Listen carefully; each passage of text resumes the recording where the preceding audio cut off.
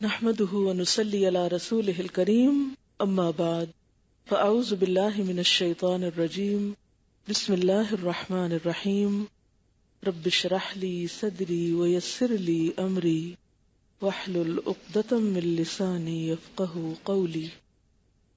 آج آپ سے ذکر کیا تھا میں نے کہ دو چیزوں پر گفتگو کروں گی، ایک تو حج کے موضوع پر کچھ بات کروں گی، یعنی جو حج کا سفر تھا ہمارا اس پر، اور دوسرے بسنت کے موقع پر جو آج کل ہمارے ملک میں منایا جا رہا ہے۔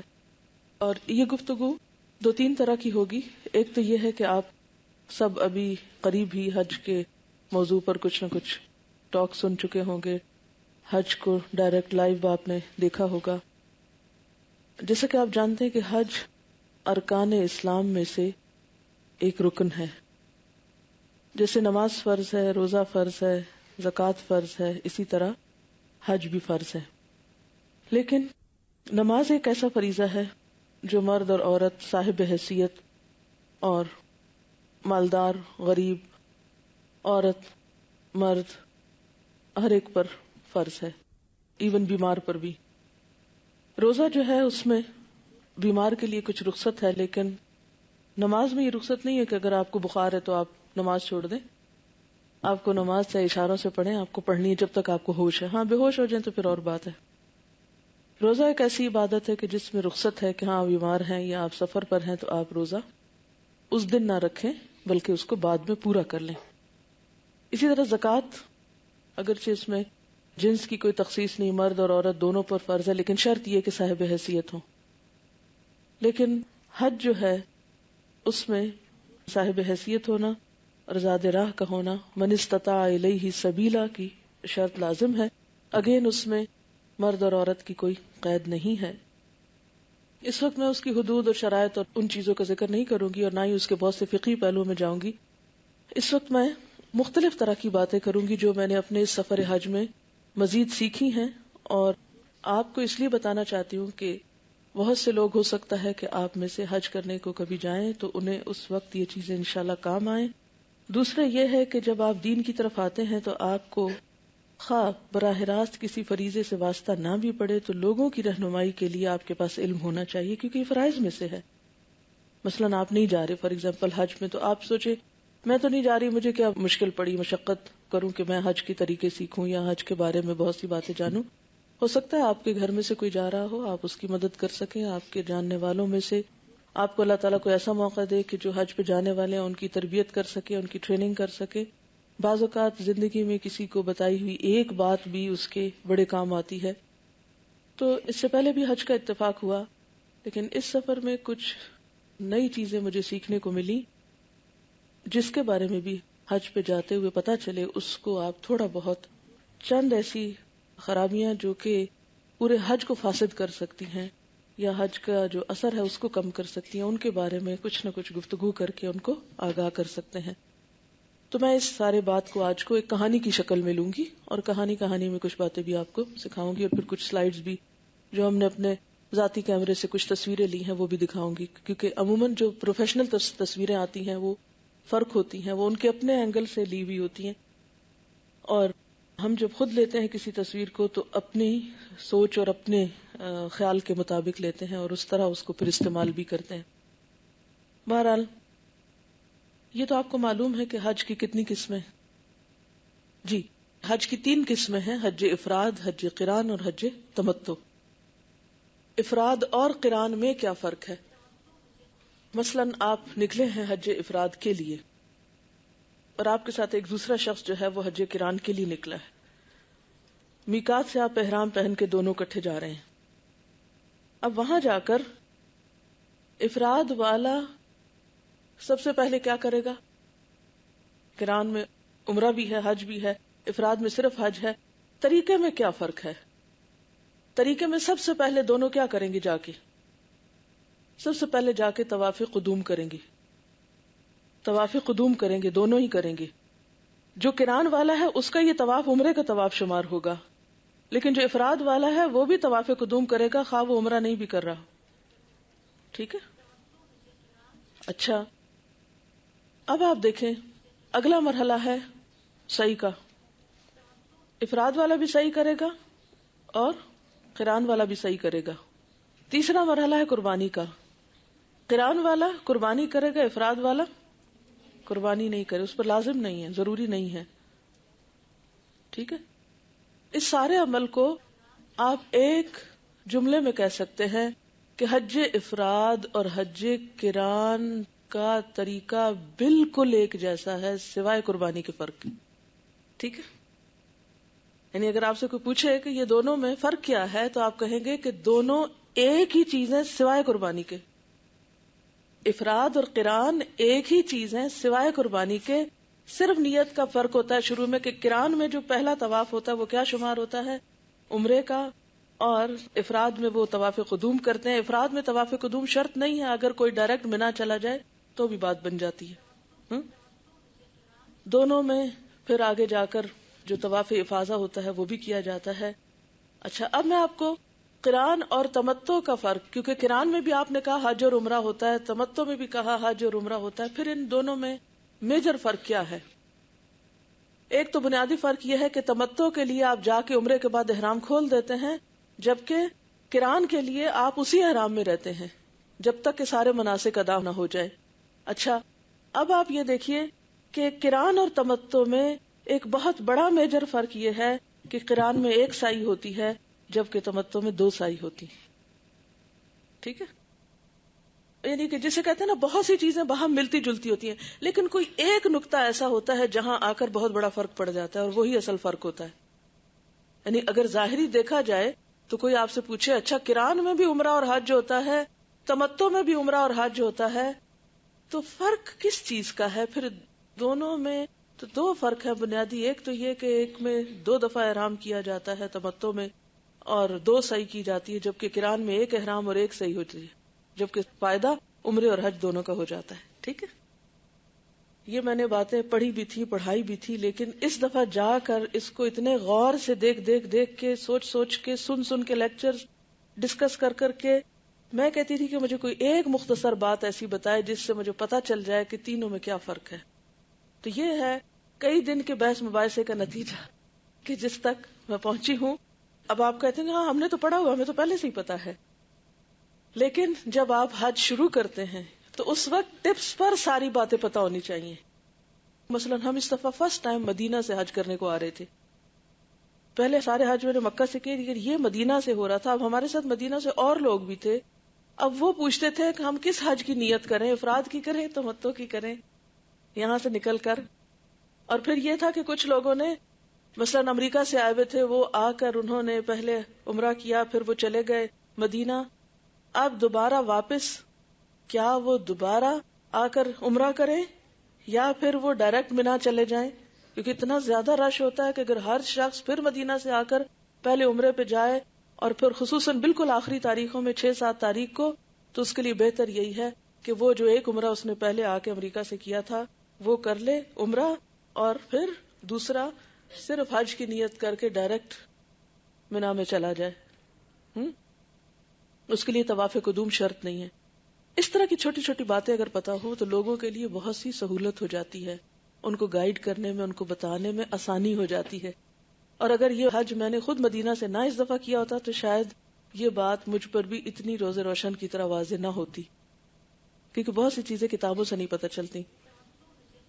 مثلا ابن حزم جو ہے نام آپ نے سنا ہوگا، انہوں نے لکھا ہے کہ سعی کے 7 چکر ہوتے ہیں جو صفا سے صفا تک ہیں، گویا کل 14 چکر بن گئے. یہ انہوں نے لکھا ہے، کتنے بڑے عالم ہیں. کیوں انہوں نے لکھا؟ اللہ ان پر رحمت کرے، انہوں نے حج خود نہیں کیا تھا. تو جس نے حج خود نہ کیا ہو وہ بہت سے مسائل بتانے میں غلطی کر سکتا ہے. ٹھیک ہے. امام ابن تیمیہ کہتے ہیں کہ حج کے مسائل کا علم جو ہے ادق المسائل ہے، یعنی اس کے مسائل ساری عبادات میں دقیق ترین ہیں. اس میں آپ دیکھیں کہ مثلا نماز میں آپ کیا چھوڑتے ہیں، تھوڑا سا کوئی کام چھوڑتے ہیں نماز پڑھنے کھڑے ہو جاتے ہیں، فریضہ ادا ہو جاتا ہے.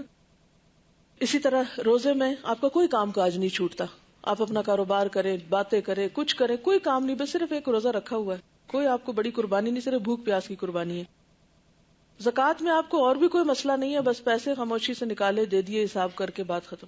لیکن حج میں آپ دیکھیں، آپ گھر بھی چھوڑتے ہیں، آپ کاروبار بھی چھوڑتے ہیں، آپ آرام بھی چھوڑتے ہیں، آپ وطن بھی چھوڑتے ہیں، بال بچے چھوڑتے ہیں، بہت سی مصروفیات چھوڑتے ہیں، اور پھر جگہ بدلتے ہیں. روزے کے لیے آپ کو جگہ بدلنے کی ضرورت نہیں، زکوٰۃ کے لیے جگہ بدلنے کی ضرورت نہیں ہے، نماز کے لیے جگہ بدلنے کی ضرورت نہیں، لیکن حج آپ کے اپنے گھر میں بیٹھ کے نہیں ہو سکتا. کہ آپ کہے کہ وہ میں ٹیلی ویژن پہ دیکھ کے ساتھ ساتھ سب کچھ تصور میں کر لوں گا، تو یہ اس طرح نہیں ہو سکتا. یا آپ اپنے شہر میں کوئی صفا مروہ بنا لیں، یا کوئی خانہ کعبہ کا بڑا سا ریپلیکا لا کے رکھ لیں اور کرنا شروع کر دے، تو وہ نہیں ہو سکتا. ٹھیک ہے. تو حج کے جو مسائل ہیں دقیق ترین مسائل ہیں، اور اس میں ہر کس ناکس کو فتویٰ نہیں دینا چاہیے، اور بہت سوچ سمجھ کے لوگوں کو گائیڈ کرنا چاہیے، کیونکہ فریضہ ادا ہو رہا ہے.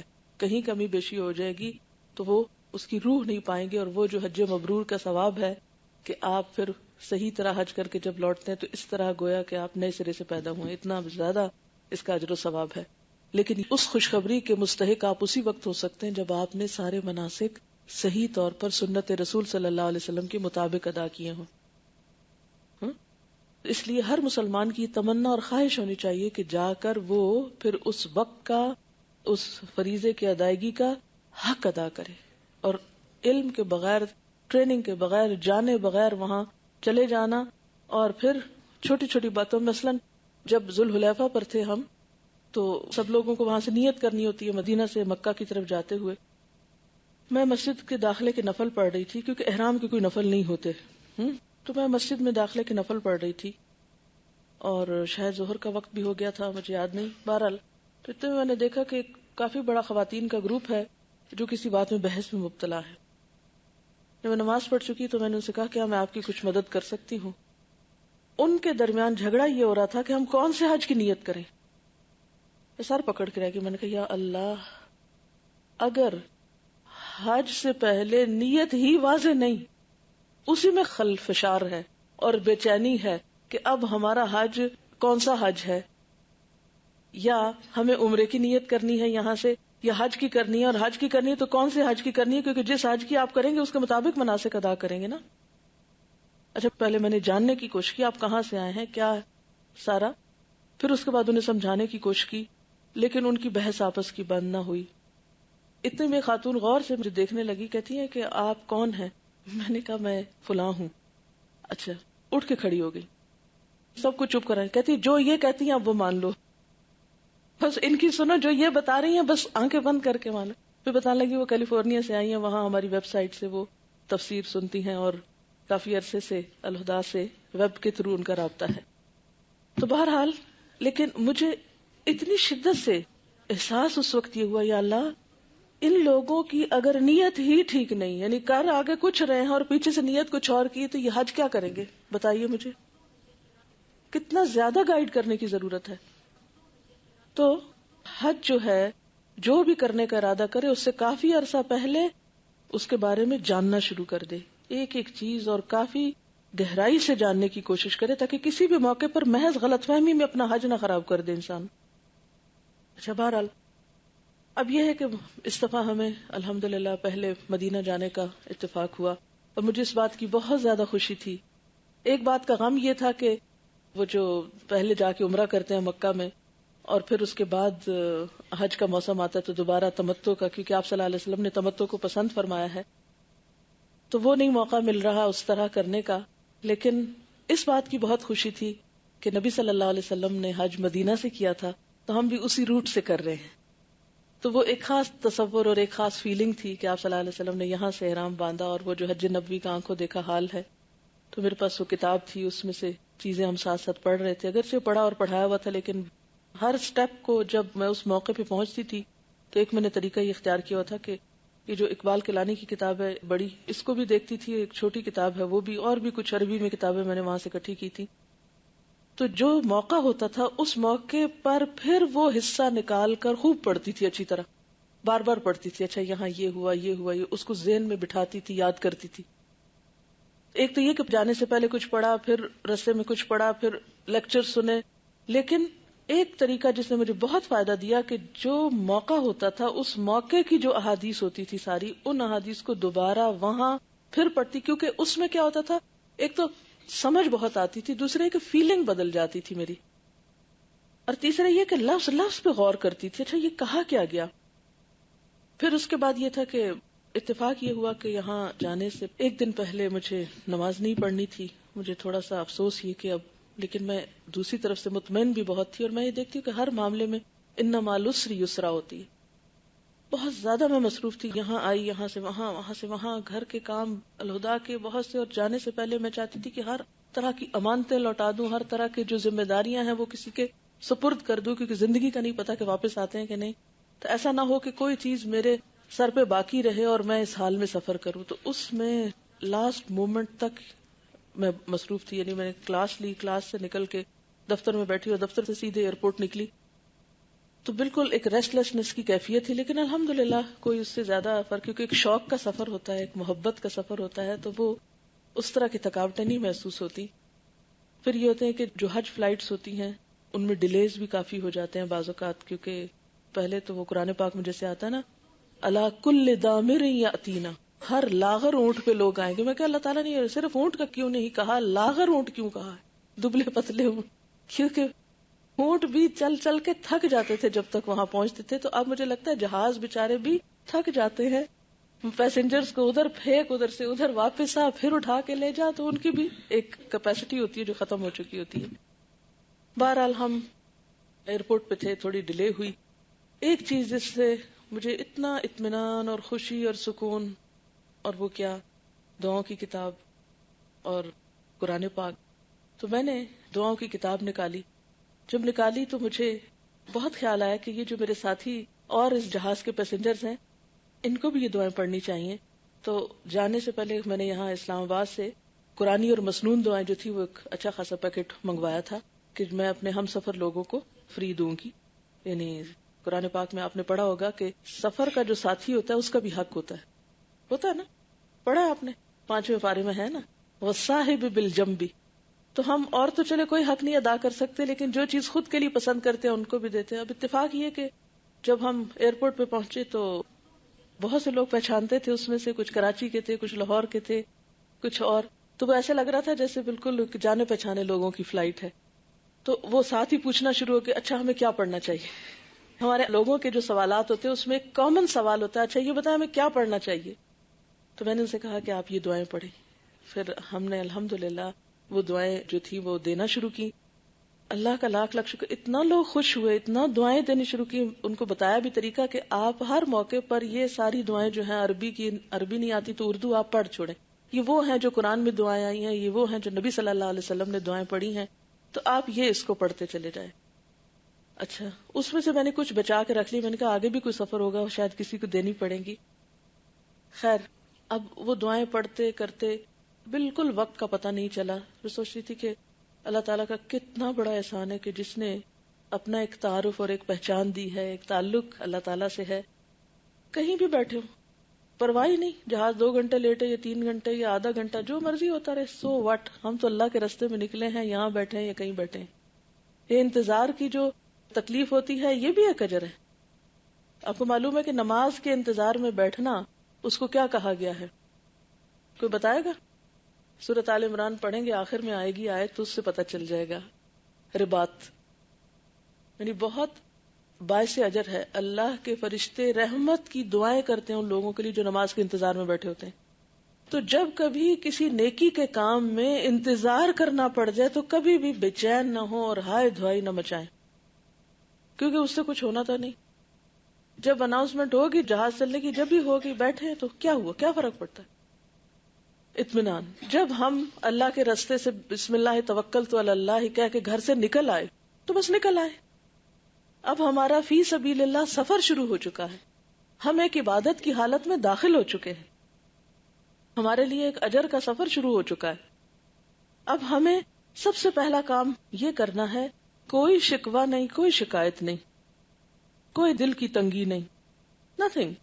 ہر چیز کو خوشی سے قبول کرنا ہے. بہت سے لوگوں کو میں نے دیکھا کہ جلد بازی بہت کرتے ہیں.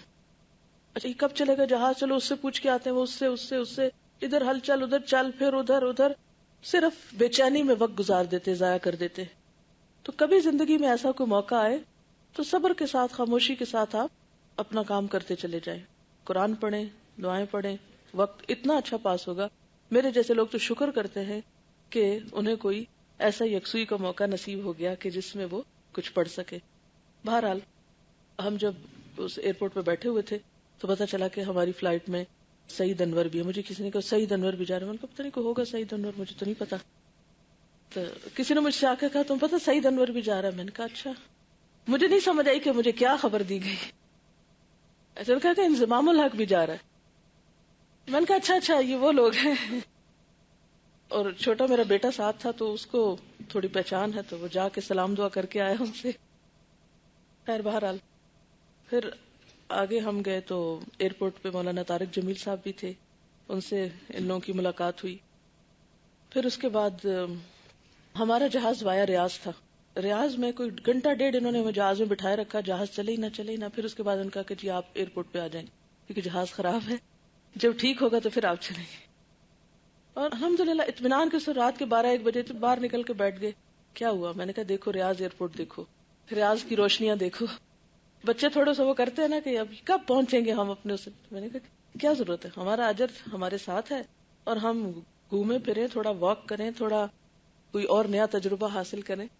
تو بہرحال اللہ کا شکر کہ ہم مدینہ تہجد کے وقت پہنچ گئے. اور ہم اپنے ساتھ کوئی 5-6 کارٹن کیسٹس اور کتابوں کے لے کر گئے تھے. تو ایئرپورٹ پہ وہ پھر اچھی خاصی چیکنگ کرتے ہیں, ایک ایک کارٹن کھلا, ایک اچھا یہ کیا ہے تو ہم بتاتے گئے. لیکن الحمدللہ انہوں نے کچھ نہیں کہا, نہ اسے پکڑا, نہ روکا, نہ کیا. انہوں نے کہا کہ ٹھیک ہے.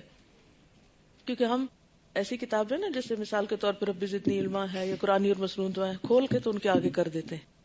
اچھا یہ بھی ٹپ میں اس لیے آپ کو دے رہی ہوں کہ کبھی اگر آپ کوئی ایسا لٹریچر لے جا رہے ہیں تو سعودی حکومت عموماً ڈسکریج کرتی ہے کہ اتنی بڑی کوانٹٹی میں آپ کیوں لے جا رہے ہیں, یہ سب کچھ کیا آپ کی مقاصد ہیں. تو میں چونکہ رمضان میں وہاں تھی تو بہت سارے لوگوں کی ڈیمانڈ تھی کہ ہمیں کیسٹس چاہیے, کتابیں چاہیے, اور چیزیں چاہیے. تو ہمارے 5 ٹکٹ تھے. ہم نے کہا ہمارا تو کوئی سامان ہی نہیں سوائے ذاتی چھوٹی چھوٹی ضروریات کے, تو کیوں نہ ایک نیکی کا کام کریں اور یہ کیسٹس وغیرہ ساتھ لے جائیں. تو ان لوگوں کو یہ ہوتا ہے کہ کہیں خلاف سنت تو کوئی چیز نہیں یا کوئی اور تو نہیں. تو عام طور پر میں اس طرح کی کتابیں جس میں ڈائریکٹ عربی میں حدیثیں وغیرہ لکھی ہو تو وہ کھول کے دکھا دیتی ہوں. اچھا وہ جب 1-2 پڑھتے تو انہیں تسلی ہو جاتی ہے کہ یہ چیزیں اس میں کوئی بدعت نہیں ہے یا کوئی گمراہی کی چیز نہیں ہے. اچھا پھر میرے پاس کسی نے ریکویسٹ کی تھی کہ حیات صحابہ کے درخشاں پہلو لے کر آنے ہیں. اچھا پھر انہوں نے وہ کتاب کھولی تو اس کے کانٹینٹس میں نے کہا یہ دیکھیں, یہ میں ان کو پڑھ کے سنانے لگی کہ یہ کس کس صحابی کا جو ہے نام لکھا ہوا ہے. خیر وہ بہت خوش ہوئے الحمدللہ, ہماری سامان کو واپس باندھ کے تو ہمیں پہنچا دیا. مدینہ پہنچ کے میں نے کافی زیادہ لیکچر سنے کیونکہ مجھے نمازیں 2-3 دن نہیں پڑھنی تھی. تو میں نے کافی زیادہ لیکچر سنے حج کے موضوع پر جو وہاں کے لوکل اسکالرز دے رہے تھے, ٹیلی ویژن پر بھی اور ویسے. الحمدللہ اس سے مجھے بہت زیادہ فائدہ ہوا, بہت ساری نئی چیزیں سیکھنے جاننے کا موقع ملا. اور پھر ان کے باقاعدہ میں اپنے پاس نوٹس بناتی جاتی تھی جو نئی بات مجھے پتہ چلتی تھی.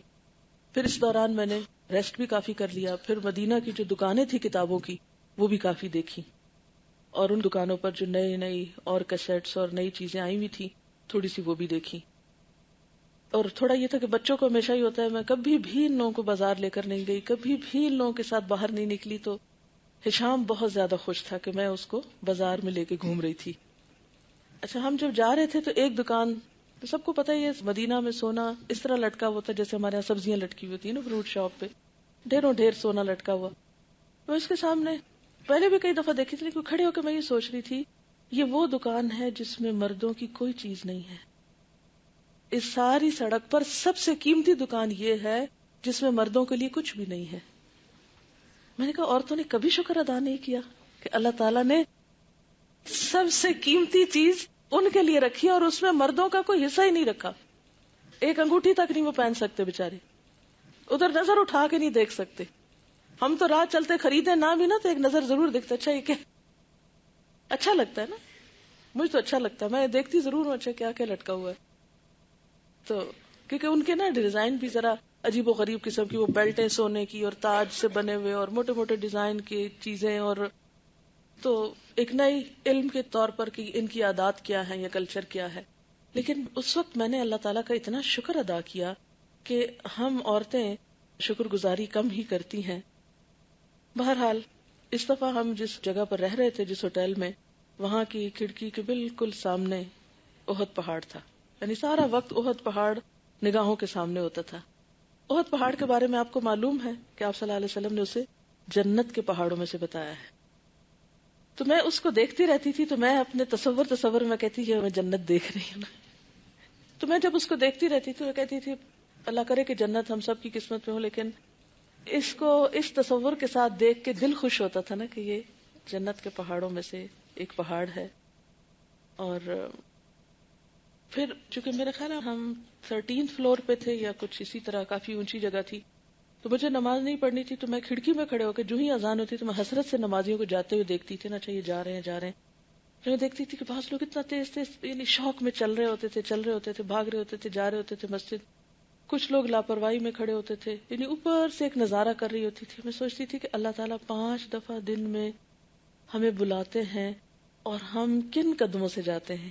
یعنی ان چلنے والوں کو دیکھ کر میں سوچتی تھی کہ اللہ تعالیٰ ہمیں اوپر سے اس طرح دیکھتے ہیں نا. اچھا میرا وہ بندہ اس جذبے سے آ رہا ہے، وہ بندہ یوں پاؤں پٹخاتا آ رہا ہے، وہ یوں تیز تیز چل رہا ہے، وہ یوں سستا رہا ہے، اور وہ اس دکان میں گھس رہا ہے، اور وہ ادھر پیچھے کو پلٹ رہا ہے. کچھ لوگ ایسے ہوتے تھے جو ہے نا اذان کے وقت ادھر مسجد کی طرف چلنے کی بجائے کو الٹی طرف چل رہے ہوتے تھے. وضو کرنا ہو، میں بھی کوئی اور مجبوری ہو، آئی ڈونٹ نو کیا تھا، لیکن ایک حسرت آتی تھی کہ ساری مخلوق ادھر جا رہی ہے، یہ کیوں ادھر جا رہے ہیں نا. اچھا بعض ایسے تھے اوپر کافی تھا نا، تو ہمیں چھوٹی چھوٹی گلیاں بھی نظر آ رہی ہوتی تھی، گلیوں میں بھی گھومتے ہوئے کچھ لوگ. تو بعض لوگ آرام آرام سے چل رہے ہوتے تھے سستی کے مارے. اس وقت مجھے خیال آیا کہ کس طرح اللہ تعالیٰ منافقین کی صفت بتاتے ہیں کہ اذا قاموا الی الصلاۃ قاموا کسالی، کہ جب یہ نماز کے لیے کھڑے ہوتے ہیں تو سستی کے مارے کھڑے ہوتے ہیں. میں نے کہا اللہ تعالیٰ اوپر سے دیکھتے ہوں گے ہمیں جب ہم سستی کے مارے کھڑے ہوتے ہیں تو اللہ تعالیٰ کو ہم کیسے لگ رہے ہوں گے. اور جو لوگ شوق سے جا رہے ہیں اللہ تعالیٰ کی نگاہیں ان پر بھی ہیں، جیسے خاص طور پر آتا ہے نا کہ ہم دیکھتے ہیں تم کو وَتَقَلُّبَكَ فِي السَّاجِدِينَ، کہ اللہ تعالیٰ کی خاص نگاہ میں ہوتا ہے انسان جب انسان نماز کے لیے جا رہا ہوتا ہے، اور جب انسان نماز پڑھ رہا ہوتا ہے، اور جب انسان نماز کے وقت میں سستی کر رہا ہوتا ہے. ہم سب اللہ کی نگاہ میں ہوتے ہیں. اور اس وقت کا وہ منظر مجھے اتنی تکلیف دیتا تھا جب کوئی بندہ اذان سن کے کسی اور طرف رخ کر رہا ہوتا تھا، اور وہ لوگ اتنے اچھے لگ رہے ہوتے تھے جو سارے مسجد کی طرف جا رہے ہوتے تھے نا. اور اتنا خوبصورت نظارہ اوپر سے نظر آتا ہے نا، اس گلی سے بھی جا رہے ہیں، ادھر سے بھی، ادھر سے بھی، ادھر سے بھی، ادھر سے بھی، چاروں طرف سے لوگ نماز کے لیے آ رہے ہیں، کراؤڈز. تو میں سوچتی ہوں کہ ہم سب کو اپنا جائزہ بھی لینا چاہیے نا کہ ہماری کیفیت اذان کے وقت یا اذان کے بعد کیا ہوتی ہے نا، کس شوق سے قدم اٹھاتے ہیں، کس فکر کے ساتھ ہم آگے بڑھتے ہیں. پھر میں سوچ رہی تھی کہ اللہ تعالیٰ کے نزدیک اہل ایمان کی کتنی اہمیت ہے. ٹیلی ویژن پر ہی آیات آ رہی تھی، هو الذی ایدک بنصرہ وبالمؤمنین یا ایھا النبی حسبک اللہ ومن اتبعک من المؤمنین. اس میں اہل ایمان کی کتنی عزت افزائی ہے کہ اللہ نے آپ کی تائید کی اپنی مدد کے ساتھ اور مومنین کے ساتھ، یعنی اپنے بعد مومنین کا ذکر کیا. پھر فرمایا اے نبی صلی اللہ علیہ وسلم کافی ہے آپ کو اللہ اور وہ لوگ جو مومنوں میں سے آپ کی پیروی کریں. پھر یہاں مومنوں کا ذکر اللہ تعالیٰ نے اپنے بعد کیا. تو سچا ایمان جو ہے اور اخلاص جو ہے وہ بندے کو کتنا اللہ کا محبوب کر دیتا ہے. اگر ہم دین کی کوئی بھی خدمت کرتے ہیں، کوئی بھی مدد کرتے ہیں، تو اللہ تعالیٰ کے ہاں کیا مقام ہوگا نا ان لوگوں کا جو بغیر کسی غرض اور لالچ کے اللہ کے دین کی مدد کرتے ہیں. یعنی یہاں ان صحابہ کا ذکر ایک طرح سے ہو رہا ہے جنہوں نے نبی صلی اللہ علیہ وسلم کی مدد کی تھی دین کے کام میں. تو اسی طرح اگر آج ہم بھی اسی مشن کے لیے کچھ بھی کرتے ہیں تو اللہ تعالیٰ کو ایسے بندوں پر کتنا پیار آتا ہوگا. اور اگر ہم بد دلی سے یہ کام کریں کہ ایک ہم ہی رہ گئے ہیں اس مصیبت کو، کوئی اور کیوں نہیں، تو پھر ہم اپنا مقام پہچانے. یعنی ہمارا کیا ہمارے ہی لیے فائدہ مند ہے. اچھا اب ایسا ہوا کہ ایک اور چھوٹا سا واقعہ پیش آیا. جب میں جہاز میں بیٹھی ہوئی تھی تو ہشام میرے ساتھ تھا، تو میں نے اسے کہا کہ تم قرآن پاک پڑھو نا. تو میں نے اپنا نسخہ اس کو نکال کر دیا جو ہر وقت سفر میں میرے ساتھ ہوتا ہے. اچھا اب ہوا یہ کہ اس نے تھوڑا سا پڑھا، اور اس کے بعد بچوں کا آپ کو پتہ ہی کہ کنسنٹریشن کا کتنا سپین ہوتا ہے، وہ تھوڑی دیر کے بعد پڑھ کے اس نے شاید جہاز کی پاکٹ میں رکھ دیا. میں نے یہ سمجھا کہ شاید انہوں نے اپنے بیگ میں رکھ لیا ہے. نکلتے وقت مجھے خیال نہ رہا واپس لینا قرآن پاک. اچھا اسما کو کہیں یاد آیا تو اس نے اسٹیورڈ سے پوچھا کہ کدھر ہے، کیونکہ ہم جہاز رکا تھا نا ریاض میں، تو واپس آئے تو وہ شاید نہیں ملا. مجھے تو خیر بالکل ہی بھولا ہوا تھا، اس کو یاد تھا، اس نے پوچھا تو اس نے اپنا کوئی نسخہ اس کو دے دیا، مجھے نہیں معلوم تھا. جب میں نے اتر کے پوچھا کہ میرا قرآن پاک کہاں ہے تو کہنے لگے کہ وہ نہیں ملا نا، کھو گیا. اچھا تھوڑی دیر کے لیے میرے دل میں بڑی ملال آیا نا کہ ہے میرا اتنا پیارا نسخہ، پتہ نہیں میں نے اس پہ کیا لکھا تھا نہیں لکھا تھا مجھے یاد بھی نہیں، لیکن میں نے کہا ہائے وہ کھو گیا. اچھا ایک دفعہ ہوا خیال آیا، پھر تھوڑی دیر بعد ایک دو پھر آیا. اچھا آپ کے ساتھ بھی کبھی ایسا ہوا ہوگا کہ کوئی آپ کی پیاری چیز کھو جائے تو آپ کو ایک دفعہ خیال آتا ہے، تھوڑی دیر کے بعد پھر خیال آتا ہے نا، آتا ہے نا. اچھا جب دوسری سے تیسری دفعہ مجھے خیال آیا تو مجھے اپنے آپ پہ بڑا غصہ آیا. میں نے کہا آخر کیا ہے کہ قرآن پاک ہی گیا نا، تم شکر نہیں کرتی کہ تمہارا قرآن پاک کسی کے پاس چلا گیا، وہ اس کو پڑھے گا اور ثواب تمہیں ملے گا. جب ہم اپنے ہاتھ سے کسی کو دیتے ہیں تو وہ تو اس پر احسان ہی ہو جاتا ہے نا ایک طرح سے. لیکن اگر ہمارا کھو گیا اور کسی کے ہاتھ لگ گیا اور وہ اس کو، کیونکہ کافی خوبصورت وہ تھا، کیونکہ اسی طرح کا پھر دوبارہ میں نے اپنے لیے مدینہ میں جا کے لیا تو 20 ریال کا آیا تھا. تو وہ اگر ہم کسی کو دیتے ہیں تو وہ تو ایک احسان ہو جاتا ہے اس پر، لیکن اگر کسی نے اس کو لے لیا اور وہ اس کو پڑھے تو وہ اس کے پڑھنے کا بھی ثواب مجھے مل رہا ہوگا اور نئے نسخے کا میں خود بھی پھر پڑھ لوں گی پھر دوبارہ اس کو. اچھا اس خیال کے آتے ہی پھر تیسری دفعہ مجھے کوئی ملال نہیں آیا اور میں خوش ہو گئی. اب میں سوچ رہی تھی کہ سوچ کا انداز بدلنے سے انسان کے غم بدل جاتے. ایک مثبت سوچ جو ہے وہ انسان کے غم کو خوشی میں بدل دیتی ہے. ورنہ ہمارا حال کیا ہوتا ہے، چھوٹی چھوٹی چیزوں پر ہم کوڑنا شروع کر دیتے، پھر بچوں کو ڈانٹنا شروع کر دیتے، اچھا تم ایسے نااہل ہو، تم نے اٹھایا نہیں، تمہیں پتہ نہیں چلا. عموماً ہمارا رویہ پھر بد سے بدتر ہوتا چلا جاتا ہے. کہتے نا کہ خوشی کا راز کیا ہے، انسان تقدیر کے فیصلے پہ راضی ہو جائے. جو اللہ نے لکھا ہے بس یہ، اب اتنے ہی دن اس نے میرے پاس رہنا تھا، اس سے زیادہ اس نے نہیں رہنا تھا میرے پاس. اس نسخے سے مجھے اتنے ہی استفادے کا اذن تھا اللہ کی طرف سے، اس کے بعد نہیں تھا. لیکن اللہ نے الحمدللہ نعم البدل دیا. اگر کسی اور سفر میں کھو جاتا تو میں ویسا نسخہ نہیں لے سکتی تھی، کیونکہ پاکستان میں وہ شاید کہیں ملتا ہو لیکن مجھے نہیں معلوم. تو وہ مدینہ ہی کا چھپا ہوا تھا، مدینہ سے دوبارہ جا کے لے لیا الحمدللہ. 20 ریال کی کیا بات ہے، اگر دوسرا اس کو کوئی پڑھتا ہے تو وہ جو اجر ہے وہ اپنی جگہ ہے.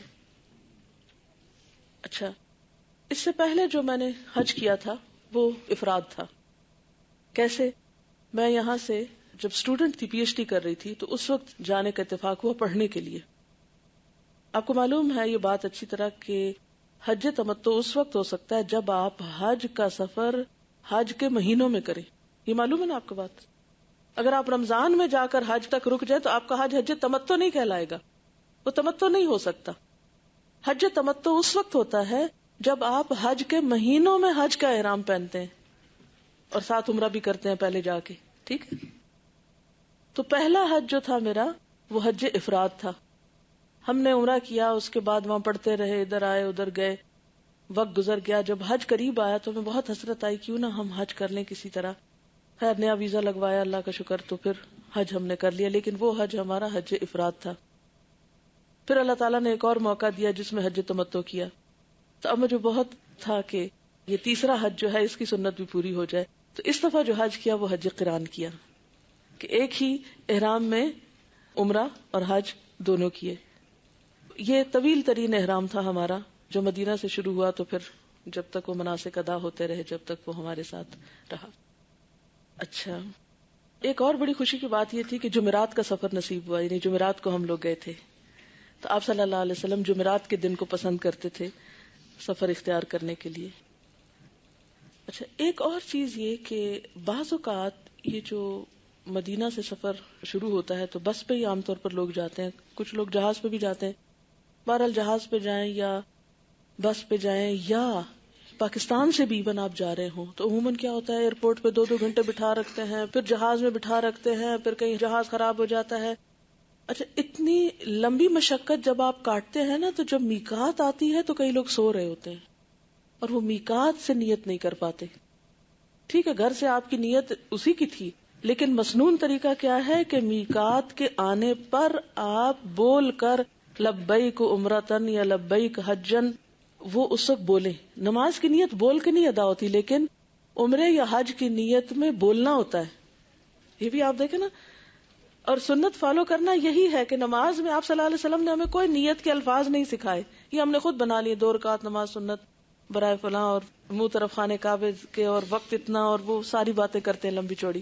یہ ہم نے خود بنایا ہے، سنت سے نہیں ثابت. لیکن عمرے اور حج میں جو نیت کی جاتی ہے وہ الفاظ سے بول کے کی جاتی ہے.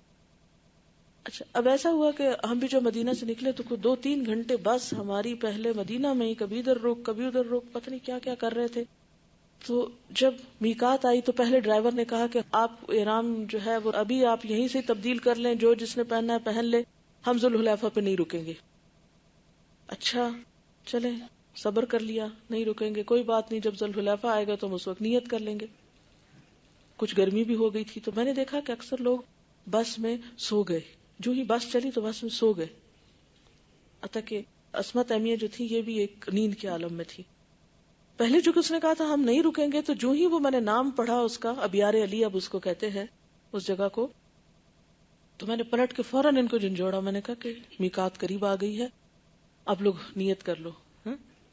تو اب آپ دیکھیں کہ میں یہ سوچ رہی تھی کہ بعض اوقات لوگ جہاز میں سوتے رہ جاتے ہیں، میقات کا اعلان بھی ہوتا ہے اور گزر جاتی ہے میقات، اور وہ وہاں پر اس جگہ نیت نہیں کر پاتے، تو ایک ثواب سے محروم رہ جاتا نا انسان. ایسے میں کبھی آپ کو عمرے پہ جانے کا اتفاق ہو یا حج پہ جانے کا اتفاق ہو تو آپ جہاز والوں کو بھی کہہ سکتے کہ پلیز ہمیں جگا دیں اس موقع پر، یا اپنے ساتھیوں سے کہہ سکتے کہ دیکھو اگر میں سو گئی تو مجھے اس موقع پر جگا دینا. اور جن کو آپ حج کی تربیت دیں ان کو بھی آپ بتا سکتے ہیں کہ اس موقع پر ایک دوسرے کو جگا دیں. یہ حق ہے ساتھیوں کے، یہ بھی صاحب بالجم کا حق ہے. ورنہ تو ٹھیک ہے آپ اسی سفر کے ارادے سے نکلے، حج تو ہو ہی جائے گا، نیت تو آپ کی گھر سے بھی وہی ہے نا، جانے کی سب تیاریوں کی. لیکن وہ ایک ہوتا ہے نا، ایک ریچولز کا ایک موقع کی مناسبت سے خاص اہتمام ہوتا ہے، اس سے پھر دل کا اطمینان ایک اور طرح سے ہوتا ہے.